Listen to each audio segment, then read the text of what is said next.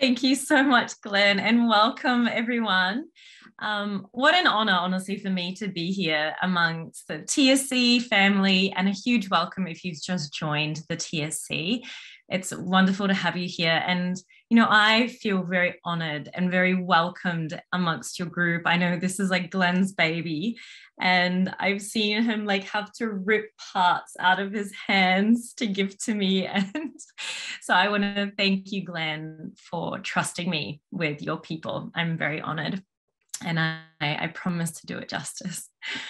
I guess I wanted to start with just a really quick background about me in case you don't know much about how I got into habit research. So basically, I started my career as a dietitian. Both my grandparents had type 2 diabetes, and I saw that they really struggled with having to change their diets. This is back in the day, before we got better science around diabetes. And so I became a dietitian to try to help them. And I really loved my career, but I found that I was only helping people short term. And I was frustrated with that. And I know my patients were frustrated with that.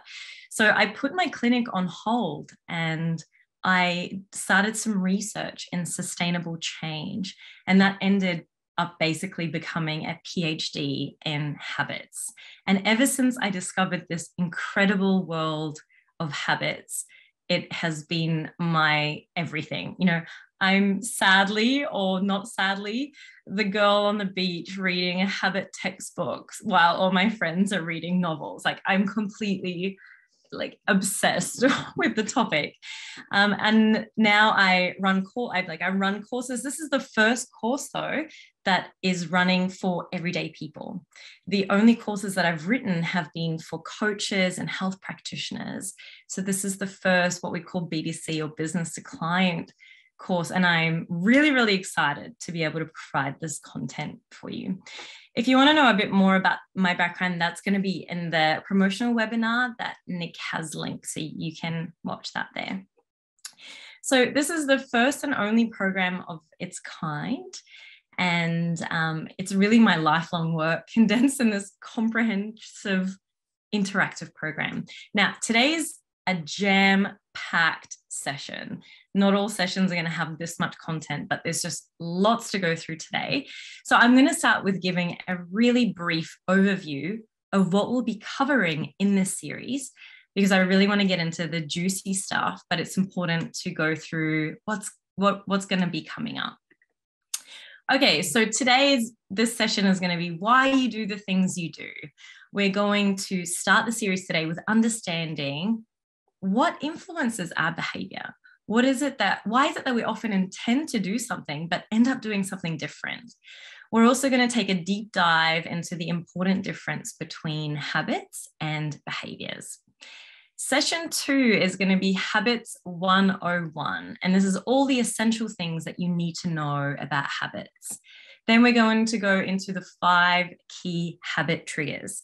So triggers are key to forming habits and breaking habits. And because every single habit is triggered. And a great quote in neuroscience says, cells that fire together wire together. And that's going to make a lot more sense when we get into that session 3. Then in session 4, we're going to go through a really practical step-by-step activity to help guide you with creating your new habits. It's going to be really practical. Then we're going to supercharge those habits. So we're going to look at strategies to making your triggers more effective. Module 6, we're going to shift gears in module 6, and we're going to talk about breaking old habits. Now, there are 2 ways to break old habits, and we're going to practice both of those strategies together during the webinar. And you'll also have a bit of homework with that as well. Then we talk about the power of micro habits, which is the #1 strategy to succeeding at changing your habits. This session is all about appreciating how small changes make big differences. In module 8, we are going to learn how long it actually takes to change a habit. I know we might have heard it takes 21 days or 28 days, but what is the actual truth, and how do we speed up the process? Because if you're anything like me, you want it done yesterday. So we're going to talk about strategies to increase the speed of your habit change. And I know I shouldn't have a favorite, but one of my absolute favorite modules is module 9. And that's all about the neuroscience of habits. And it's all about understanding your brain. We're going to go through things like neuroplasticity and how to rewire your brain for success. Because, once I understood my brain and how it worked and its limitations, I felt extremely empowered. And I can't wait for you to have that experience. Do something different is about exploring the other side of habits. Sometimes we can become too habitual. So we're going to learn how to live in balance and to do so in a fun way. And in Living by Design, I'm going to introduce the most widely used behavior change framework. And we're going to conclude the series with surmounting setbacks for sustained success. Things don't always go to plan, and success is not a linear process. So we're going to go through 5 evidence-based setback strategies to get you back on track and back on track quickly. But we're not stopping there. Existing TSC members voted for more habit content. So we've added in 2 bonus sessions, and they are goal setting essentials and pitfalls, how to set the level of challenge for your goal and to do so in a way that's achievable. And then finally, how to get and stay motivated. If you've got any questions about the series, please pop them in the chat. But otherwise, we can get started with today's session. So, can you hear my dog Macy? Sometimes Macy barks, and sometimes she even comes in and says hello. So she scratches on the door. Happy days. We all get to meet Macy. She likes to come to most of my webinars. She gets mofo. She's not around. Wait, FOMO, not mofo. Okay, let's get into today's session, hey? So the important difference between habits and behaviors and how the brain processes them differently. That's what we're going to go through today. We have a reflective brain and an impulsive brain. And that's going to help us understand why is it that we do the things that we do? What influences our behavior? And why is it we intend to do something but end up doing something else? And I'm going to take a deep dive into willpower, which is also called self-control, and why that can't be depended on and what we can do instead. All right, so let's get started. I'm very excited to get started into this. Okay. Macy is a ledge. Thanks, Glenn. Mofo, yes. All right, so there are multiple factors that influence the decisions we make and the way we act. And these include things like the culture that we grew up in, our awareness and our perception of the world, our social influences. So the things that are like this, our social norms, the social expectations. For example, what our society that we live in expects from us. Like we're expected to dress a certain way for a corporate meeting or speak softly on public transport and not take our boombox with us. They are social expectations and they influence the way that we behave. Another factor that influences your behavior is your level of motivation. And of course, the more motivated you are to do something or to reach a certain goal, the more likely you are to do that behavior. And the same with the less motivation you have, the less likely you are to do that behavior. Another really important influence is self-efficacy or self-belief. If you believe that you can achieve something, you're significantly more likely to do so.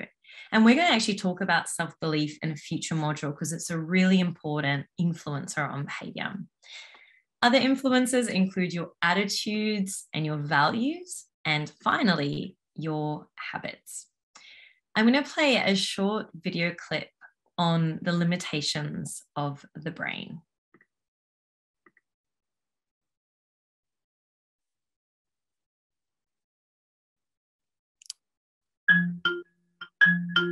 We live in a vibrant and complex world. Every moment we are bombarded with information trying to get our attention. To function in this complex environment, we rely on our senses: sight, hearing, taste, smell, and touch to tell us what is happening around us. This is our perception. What our senses are capable of is incredible. Did you know our eyes receive over 1 megabyte of information every second? This is equivalent to reading an entire encyclopedia every minute. We can hear a person whispering from 10 meters away or someone shouting from 100 meters. In less than a millisecond, just one whiff of a familiar smell can trigger a memory from childhood. And our skin contains over 4 million receptors that give us vital information about temperature, pressure, texture, and pain. Our senses give us so much information that our brain has developed ways to filter, interpret, and respond effectively. It particularly focuses on things that are dangerous and could harm us, information that is familiar or important to us, things that could give us pleasure or be a reward, and those things that are unusual, interesting, or new. Sometimes, the information our senses gather may seem confusing or incomplete. Our brain then draws on our memories, past experiences, and current feelings to make an educated guess of what might be going on. It fills in the blanks. Most of the time, these guesses are helpful to us, but sometimes they miss the mark. Not only may we get some information wrong, but the sheer amount of information available can quickly overwhelm us. We simply cannot process all of the available data at any one time. In fact, of the thousands of bits of information we receive through our senses every second, we can only deal with about 4 bits at any one time. Our brains are prone to information overload and blatantly miss important pieces of data. Our experience of the world relies on our perception and attention. Perception helps us by first making us aware of our environment and gathering data on the world around us. Our attention then assists by focusing on the relevant pieces of all the information gathered. By understanding how these processes work and their limitations, we can take better control of our brain and achieve our goals.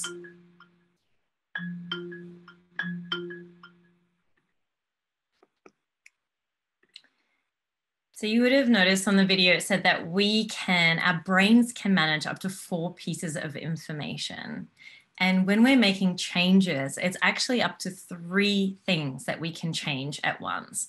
I want you to keep that in mind as we go through this series, because you'll even notice in your workbooks that we ask you for no more than 3 things. 3 habits you want to create, up to 3 habits that you want to break.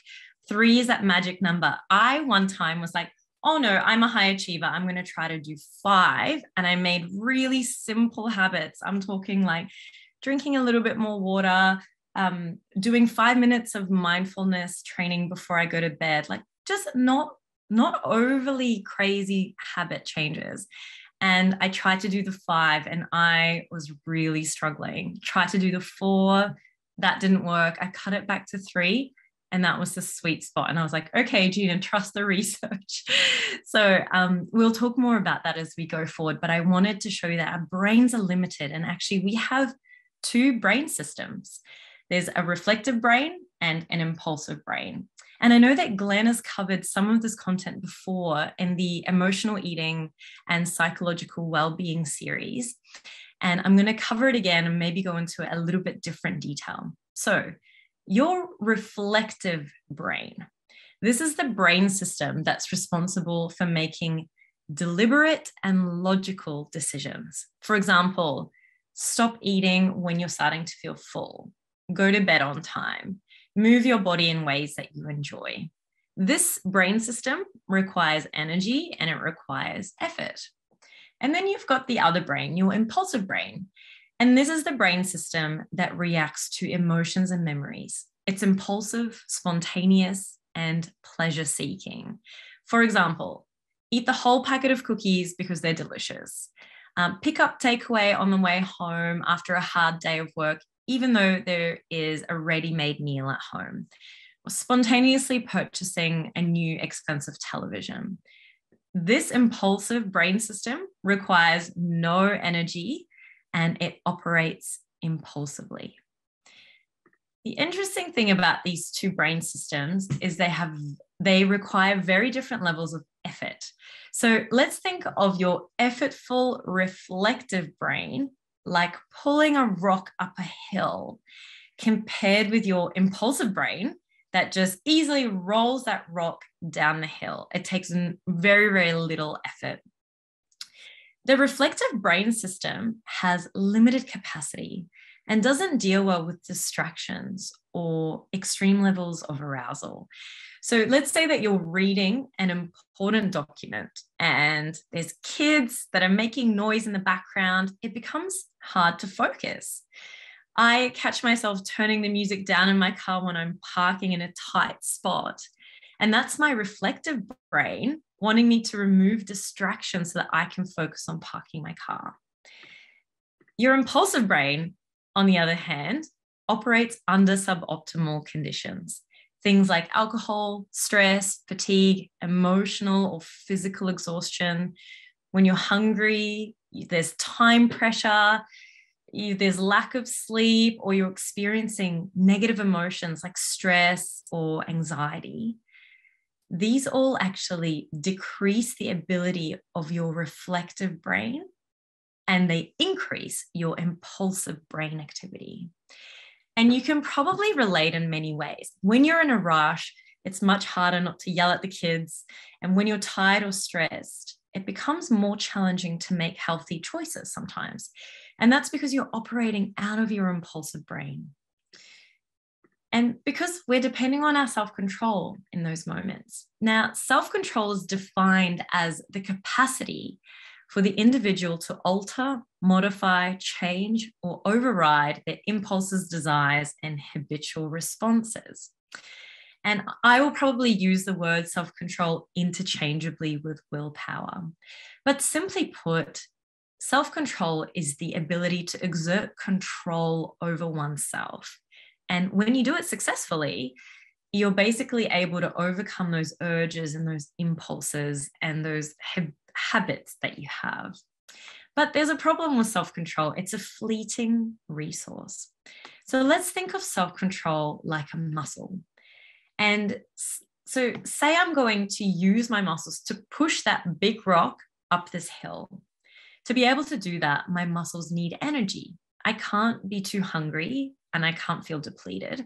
Otherwise, I'm never going to get that rock up the hill. It's going to keep sliding back down. In the same way, behaviors that require self-control also require energy to be performed. So can you start to see why diets, which generally require a lot of self-control, trap you in this yo-yo cycle? You start off with a lot of energy, you're motivated and you're well-nourished, but as your self-control muscles get weaker because you're on a strict diet plan or a strict exercise regimen, you get exhausted and the rock slides back down the hill. You pick yourself up again and try again and again and again. But what's happening is your muscles don't have the energy required to push that rock up if you're physically, emotionally, and mentally depleted. Then you feel like you can't continue anymore and you stop that diet and try another one. But actually the same thing is happening. The more fatigued our muscles get, the less we're able to continue pushing the rock up.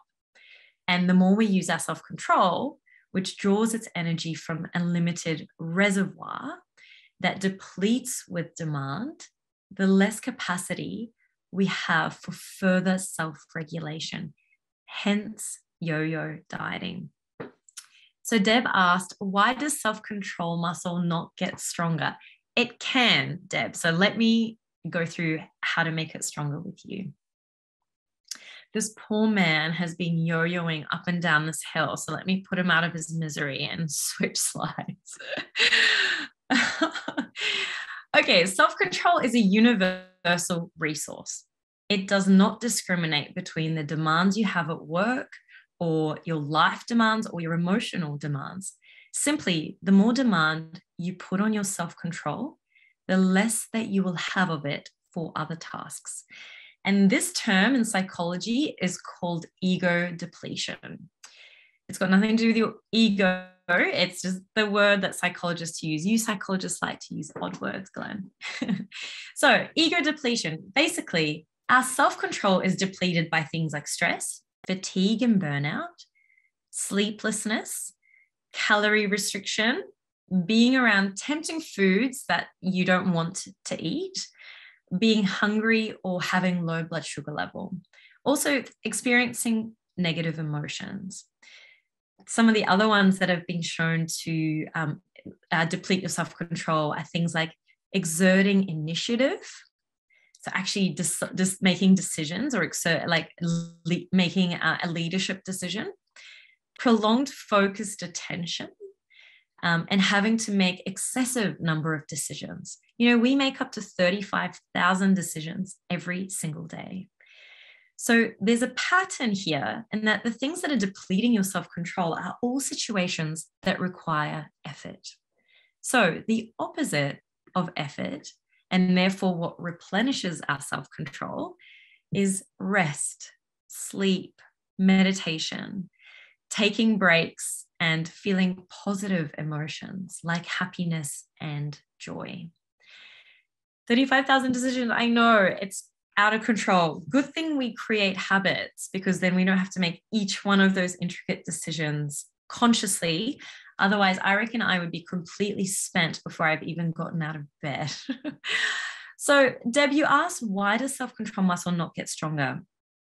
It can get stronger if you've got a positive reward. So say that you've exerted self-control and you've got a really positive feeling out of that, your self-control can get stronger the next time round for that particular behavior. It's like a positive reinforcement. But it's really more like a bank account. And the more debits that you're taking out of that bank account, the less it becomes. And the more credits you put in, like rest, sleep, meditation, the more self-control that you have for other things. So how many of those 35,000 decisions are conscious? Well, between 45 and 85% of everything you do every day is habitual. So the other percentage of that are the conscious decisions that you make. And that's going to vary though. It's going to vary. Like say you're on holiday, for example, you're in a different location, you're going to be making a lot more, you're going to be making more decisions because you're in a new environment. If you're just doing your Monday to Friday, 9 to 5, saying you're doing the same commute and doing similar routines, you're less likely to be making extra decisions unless you're in a leadership role, for example. So everybody's going to vary from day to day. That's why there's that range between 45 and 85%. I've got a really great video to play for you about ego depletion. This is one of like my favorite videos.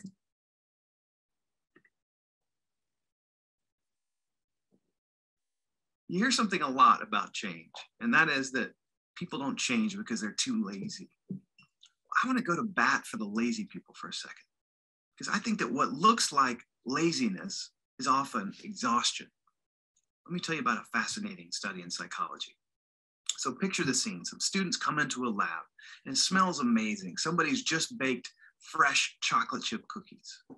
And in front of them is a table, and on the table are two bowls. And one of the bowls has the fresh baked chocolate chip cookies. The other bowl has a bunch of radishes. Now, some of the students are asked to eat a couple of the cookies, but to leave the radishes alone. Another group of students is asked to eat several of the radishes, but to leave the cookies alone. Now, while these radish eaters are sitting there nibbling on this rabbit food, the researchers go out of the lab. They're trying to induce temptation. They're trying to see, will these radish eaters sneak a cookie? It's kind of sadistic when you think about it. But the radish eaters are strong. They resist the cookies. Not a single one of them sneaks one. And meanwhile, as you can imagine, the cookie eaters don't experience the same kind of temptation to binge on the radishes. So study appears to be over. And then both groups are asked to go on to a second step that doesn't appear to be related. It looks like a kind of logic puzzle where they're asked to trace out a complicated geometric shape without raising their pencil above the paper. Unbeknownst to them, this task was designed to be impossible. It can't be done. The researchers simply wanted to see how long they would persist in a difficult task. Well, so the cookie eaters, they try and they try and they try, and they go on for an average of 19 minutes trying to solve this impossible puzzle. The radish eaters, they last on average 8 minutes. Why this huge gap? Well, the answer may surprise you. The radish eaters ran out of self-control. After they were reining themselves in, resisting those cookies, they didn't have enough energy left to rein themselves in to keep doing a frustrating task. And this is something that psychologists have proven again and again. Self-control, in the broad sense of the term, meaning anytime we're really monitoring our own behavior carefully, is exhaustible. That helps to explain some common things we all experience, like when we're at work and it's been a really hard day and we come home and we're more likely to snap at our partners or to eat more than we should. Now, here's why all of this matters for change situations. Because in almost every change situation, what we're doing is we're substituting new, unfamiliar behaviors for behaviors that are older and more comfortable. And that burns self-control. So think of your morning routine, for instance. You have a way, a system for showering and brushing your teeth, and you've been doing it for so long, it's unconscious, it's effortless. What if you wanted to redesign the whole thing from top to bottom? You could do it, but it would take tremendous self-control. You would have to monitor yourself every second of the morning. And by the time you got to work, you'd be mentally exhausted. What looks like laziness is often exhaustion. Change simply wears people out. Even well-intentioned people will simply run out of self-control after a while. Is that just the most mind-blowing piece of information ever? This content, I don't say this lightly, changed my life. When I understood the limitations of self-control, I had so much more self-compassion, and I get emotional just thinking about it, because I know the thoughts I used to have before I understood ego depletion. And they were things like, you're a dietitian and you can't even, resist this bowl of cookies. And I used to get extremely down and frustrated at myself. But then I saw that, okay, I run a huge clinic where I've got multiple people working with me. My father was unwell. I was going through a separation. There was a lot of things going on in my world that were constantly depleting my self-control. I was going through ego depletion. And so, of course, I wasn't going to resist the bowl of cookies. I just didn't have it in me. And it made me realize that I just needed to either try to remove stress from my life if possible, or just be okay with the fact that this is just a season and it's going to pass and it won't always be like this. There was another really awesome study, and look, this visual representation literally represents me at times. Anyone else relate to that? I definitely do. There was another really great study where they had two groups of people in two different rooms. And the first room had rows of tables that were filled with sugary snacks. The second room had just a few sugary snacks, but nowhere near as much as the first room. After some time, and after resisting for a while, the group in the first room ended up caving and eating a heap more snacks compared with the group in the second room, who weren't exposed to as much temptation and therefore didn't need to use their self-control as much. And that study was also showing that the more variety that we have and the more volume of food is around us, the more tempting it is, and the more self-control that we need to exert. So there's lots of things in our environment that are constantly impacting why we do the things we do, and why sometimes we struggle with the decisions that, we struggle to act our intentions. We intend to do one thing and we end up doing another. And that's because we're trying to use a willpower that's exactly like this picture here. It's running on empty. Okay. So I hope that helps you. Is this like decision fatigue, or is it a different topic? Decision fatigue is definitely one of the things that impacts ego depletion. So it's one of the contributing factors of ego depletion. I know that after making, I have a leadership role at Bond University, and definitely after a day of making plenty of decisions, I come home and I'm like, I don't even know what setting to put this dishwasher on, even though it's probably the same setting every time I turn it on, but I just feel completely depleted sometimes. So then it's important to, not rely on our self-control, because we know that it's fleeting and it's something we can't depend on reliably. We want to rely on our habits, because our habits don't require self-control. They're things that you do automatically. But here's the caveat. Creating habits requires self-control initially. In that really initial stage, when you're creating a habit, you need willpower and you need some self-control. So it's important then to try and overcome ego depletion as much as possible, especially in the initial phase of habit formation. So the first one is rest. What does that look like? I'm going to go through each one of these and just give you a little example, just to help to, stimulate thought for you as to what that might look like in your life. With rest, that's really slowing down, reading a book, taking a moment just to breathe deeply, even if it's as soon as, you can associate it when you turn your computer on in the morning, take 5 deep breaths and just have that mindful moment. When I teach my classes at the university, I will sometimes do a 1-minute mindfulness meditation with the students, just to bring them in the room and just to slow things down. And it's awesome. It really helps. Sleep. In my opinion, I think sleep is one of the most underrated things in our life. Sleep impacts your hunger and fullness hormones. It impacts your mood. It impacts how much your body wants to move throughout the day. So when you've had a terrible night's sleep, your body will actually send these neurons or these neural pathways that basically tell your body to not do much movement. So it's things like you might be thirsty, but your body's like, I'm not going to get up and get that glass of water. I'm going to just keep sitting right here.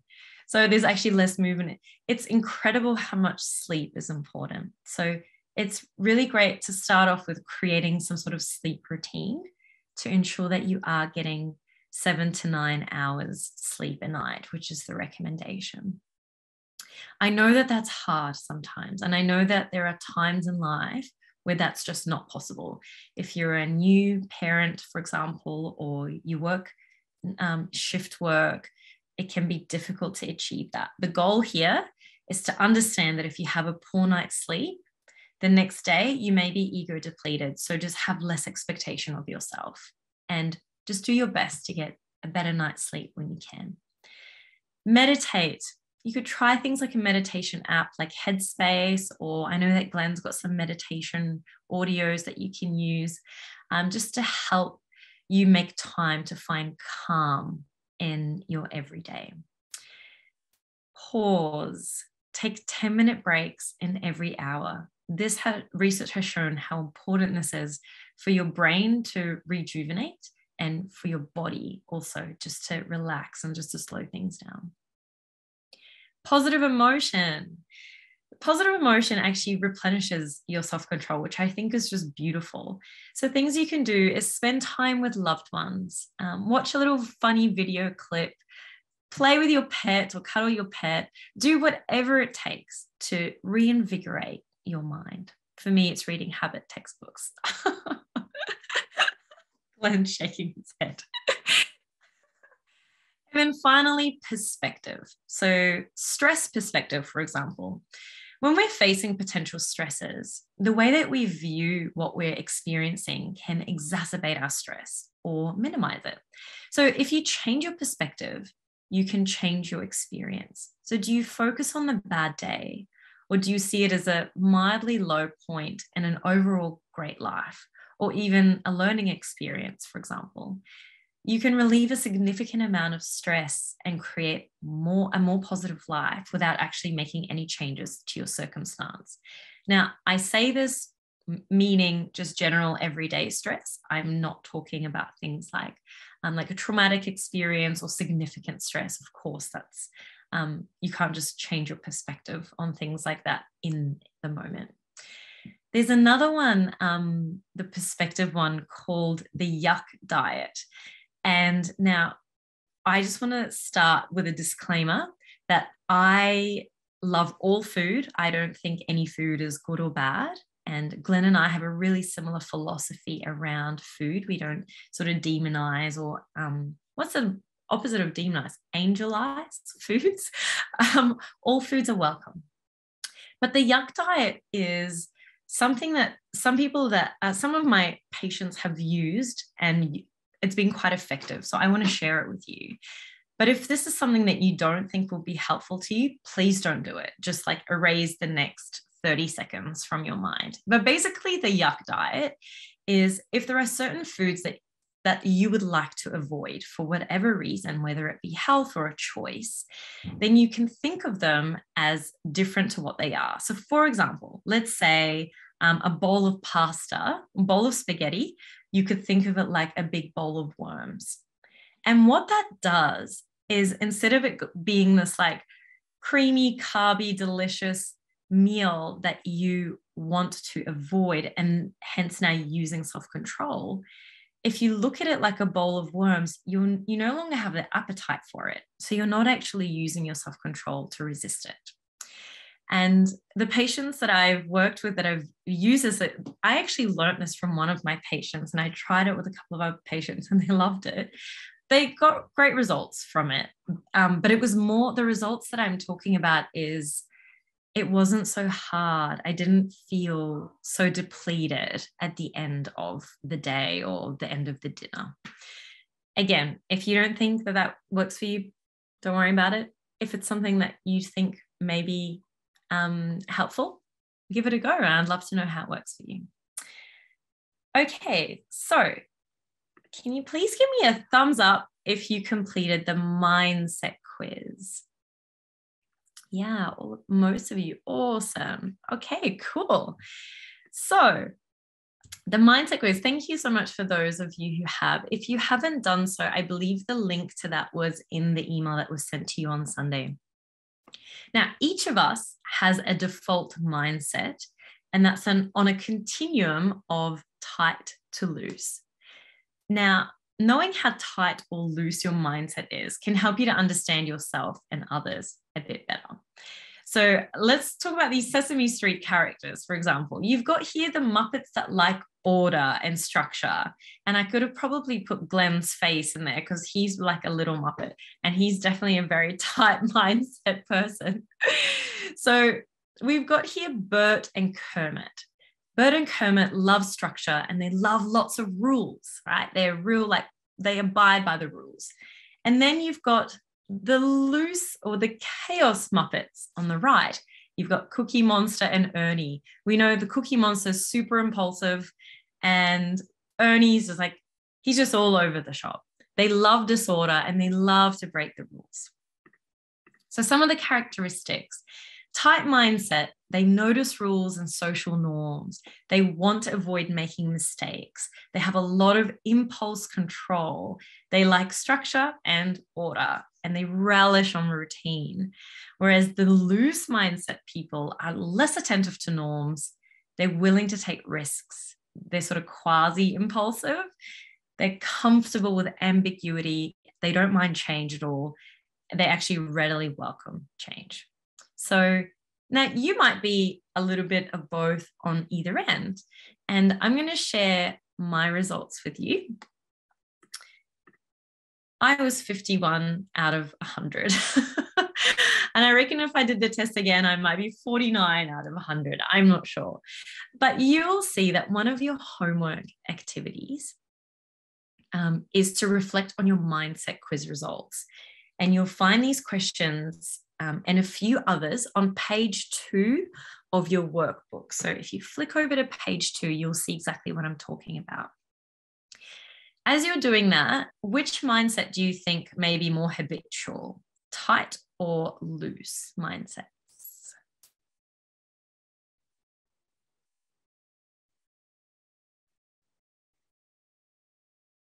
It's tight. Yeah, absolutely, Kirsten, that's correct. Okay, so I'm going to go through my results and how to do the activity, just to give you a bit of an idea of how to complete this activity yourself and what this actually means for you. So question 1, what did you learn about yourself? So I learned that I can be tight in some areas and loose in others. My answers when I was going through this quiz were very much on either side of the continuum. I didn't really sit in the middle with a lot of them. I was very like left or all the way right. Did your results surprise you? Absolutely. I am radically honest, sometimes too honest, and certainly not your average cookie cutter academic or researcher. I'm an extrovert and I work in a very introverted, or an industry that sort of lends itself to more introverts. I'm the one in the room who speaks out for justice, even if it means losing a great business opportunity or whatever it might be. So I thought that I was actually more loose than balanced. Can you see how your mindset plays a role in your life? Yes, for sure. Although I like routine, I love that in my life, there are no 2 days the same. The routines that I like, for example, are like going to the gym and walking my dog Macy. But I like to do different exercises at the gym. And actually, I go to different gyms. Like quite often I'll just drive to different gyms because I like a different environment. And whenever I'm walking Macy, I often take her to new spots because I'm naturally a pleasure seeker or a thrill seeker. So I like to be in different environments. Whereas I know people that just really like to walk the same route with their pet. And that's also completely fine. But I can see how my mindset plays a role in my life. And then finally on here, what can you practically do to find a happy medium? The goal is to reach more of a medium on that continuum. So what I can do is reflect on the areas that I might be too tight or too loose and try to centralize my mindset more. So as an example, I'm Egyptian by background, and hospitality is really big. It's a really big deal in my culture. So when friends or family are coming over for dinner, I always over cater and I make sure that everyone goes home with a doggy bag and make sure that, you know, if they've got kids, the kids are fed as well, etc. Like when they go home. My partner reminds me from time to time that I don't need to prepare like 3 different kinds of desserts for every time we've got friends over, or it's okay for people to bring their own drinks, for example. It's really hard for me to accept at times because it is my culture. It's something that's deeply embedded in me, and I'm quite tightly my mind's quite tight in that area. But I also appreciate that I could loosen my mindset around the way we do dinner parties. And you know what? The outcome would still be a wonderful evening spent together. And so that's how I can look at balancing out that mindset a bit more. So I found doing this activity really helped me to understand not only my own background as to why my default is sort of tight or loose in certain areas, but the ways in which layers of culture have shaped other people's habits and belief systems in certain domains. And that's been a really awesome experience. Okay, there's a couple of comments in the chat. So Glenn said, understanding my tightness and the importance of balance has already helped me loosen up. I took the quiz maybe 3-4 weeks. So awesome, Glenn. That's great to hear. Liz scored moderately tight, but relate more to moderately loose side. What's the deal there? I know there's definitely, it's surprising. That it probably because the way the questions were and what don't, like you might notice your tightness. You might notice your looseness in certain domains that you focus on, but you've also got those tight mindsets in there somewhere because they have come up on that scale. I did the quiz the other day, 63 out of 100, moderately tight. I need a bit more spontaneity in my life. Absolutely, Nikki. And we are going to get to spontaneity, especially when we get to the do something different module. But I would encourage you just to start by doing things differently and start trying your best to feel comfortable in the discomfort, feel comfortable in the change. Whether that be going out and buying a vegetable you've never eaten before and making a recipe out of it, or driving a different way to work just because you can. It doesn't matter what it is. It's just doing things a little bit out of order does help to balance things out a little bit. I'm a sucker. I am such a rule follower and get frustrated with those who don't. Such a rule follower and get frustrated with those who don't. Yeah, but now you can understand, Tifa, that some people are they have loose mindsets, and rules aren't that important for them. They don't value rules as much as you might. So that's completely understandable that you get frustrated, because that's something that you value. But I think it's really great to understand that in our society, other people are going to have different priorities and different values. And that doesn't mean that they're being rude or inconsiderate. They just don't see things the same. No 2 days the same, Deborah. Same with me. Surprise. Thought that you'd be tighter. Yeah. Expect this funny enough, really. Oh, you don't like routine. That's interesting, Kaz. I really think this is, that's funny. You might not like routine, but there is still going to be things that you feel strongly about, and that will lean your questionnaire to be more tightly mindset, and that's completely fine. If you don't agree with your scores, feel free to do the questionnaire again. It's a validated measure though, and it's measuring the subtle nuances in your mindsets. So for me, I would just say trust the process. But you don't have to, if you don't agree with it, that's fine. You know yourself best. The whole idea of the exercise is just to understand that we're all different, that we have tendencies to either be habitual or more spontaneous, and that we're all different. And that's all A-okay. All right. Over the course of the series, you will be changing some important habits. And on page 4 of your workbooks, you'll see that we've asked you to please choose 3 key habits that you'd like to make or break throughout the series.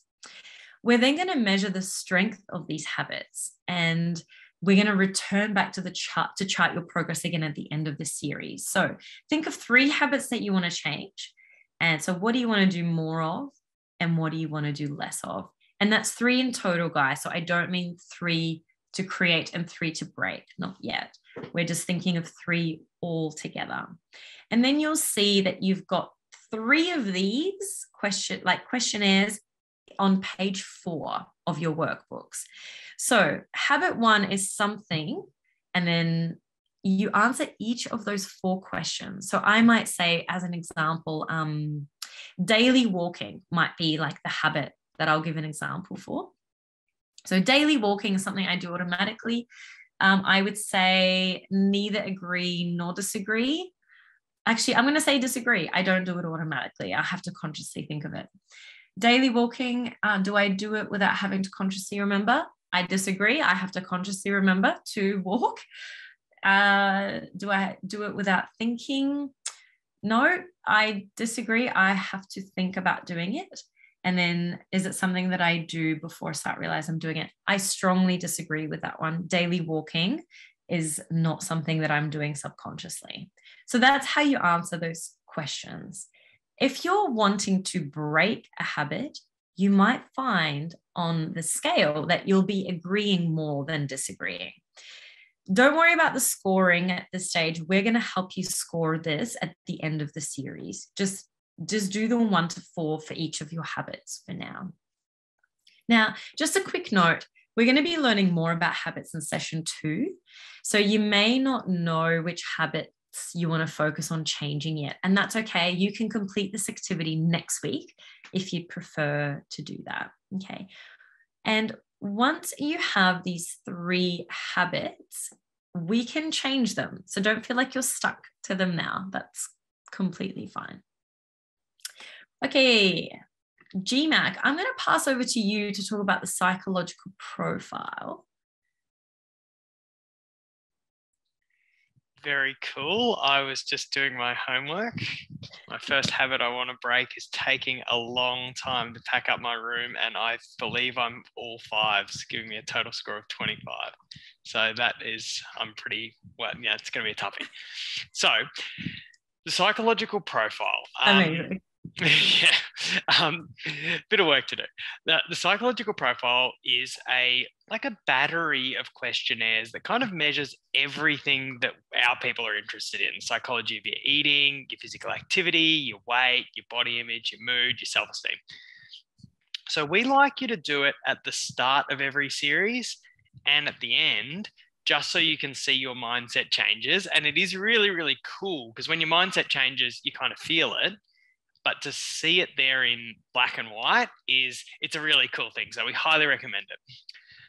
So when a particular series that we're doing, we feel like it's probably going to improve like a couple of specific scores, we'll always highlight those scores. So if you look at your page 5, there are a couple of scores that are related to your mood.